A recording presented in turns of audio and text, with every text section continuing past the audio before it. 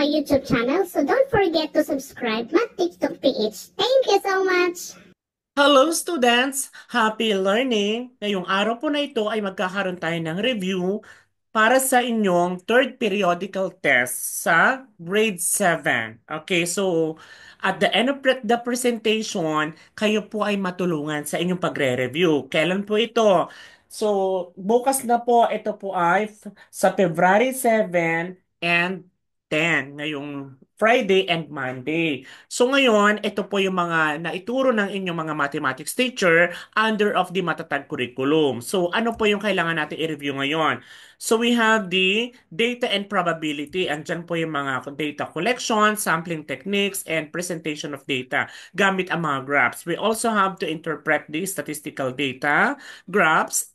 Next, we have the number and algebra. Nandiyan po yung set of integers and comparing and ordering integers.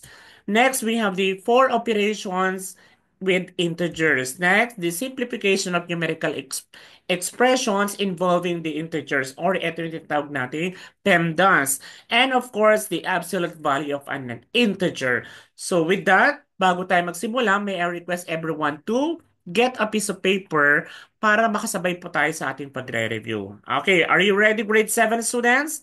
So let's start. You are going to choose the capital letter of the correct answer. Ready? For number 1 to 4, ready.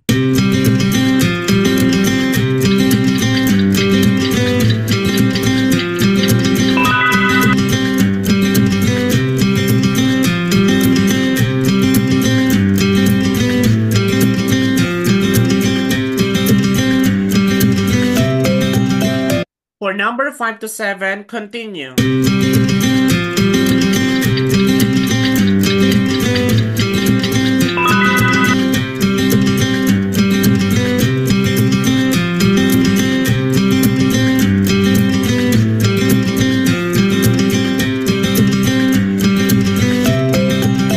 Ready for number 8 to 11.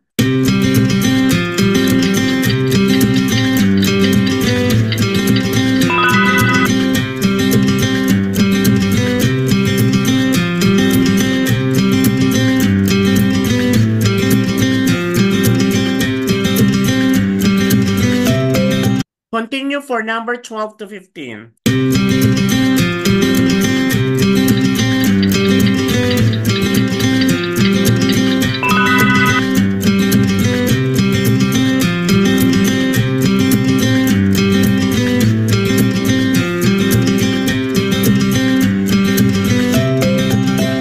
Ready for number 16 to 18?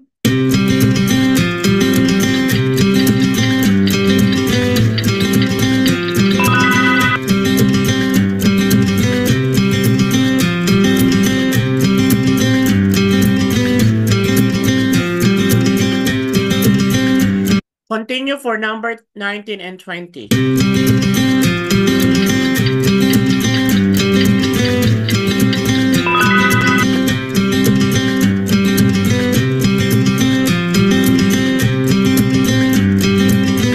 Ready for number 21 and 22.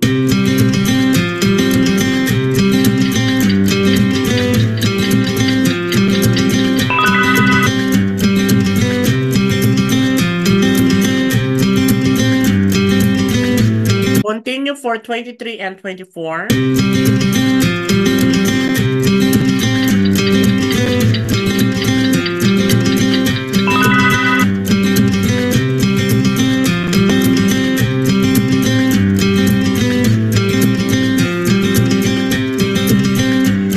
Get ready for 25 and 26.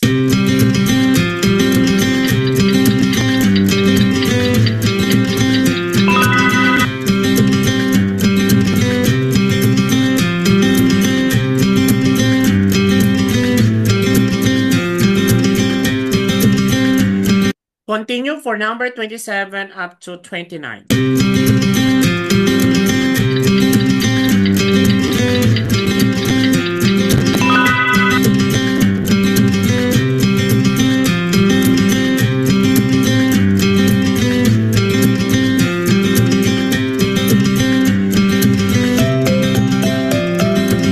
Be ready for for 30 to 32.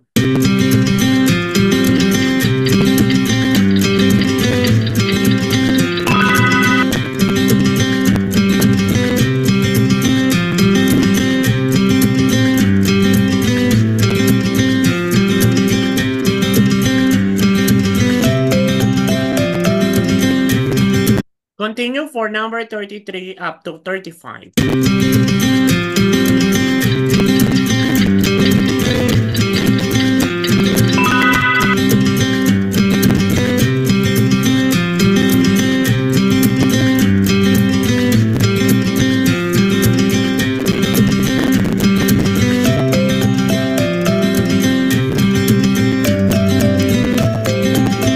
Ready for 36 and 37.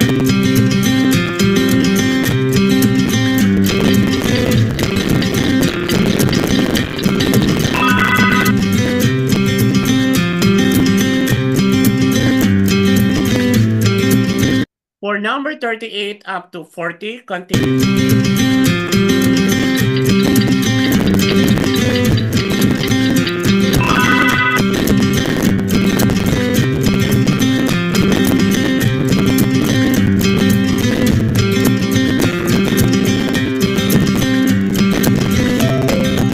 Continue for number 41 up to 43.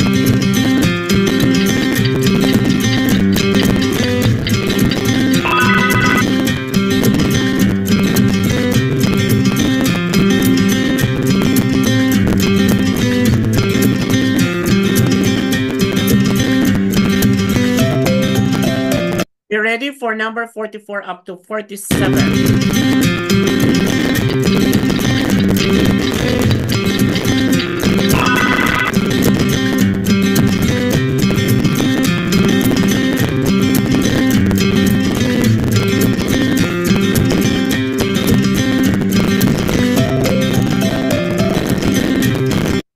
And continue for number 48 up to 50.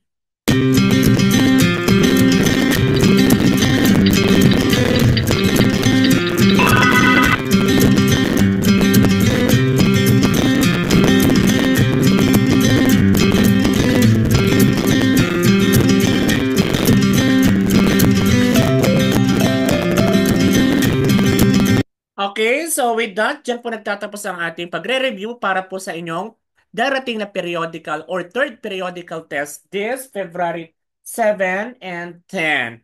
So good luck and mag-review mabuti. So with that, I hope you learned something. Bye-bye and keep safe everyone.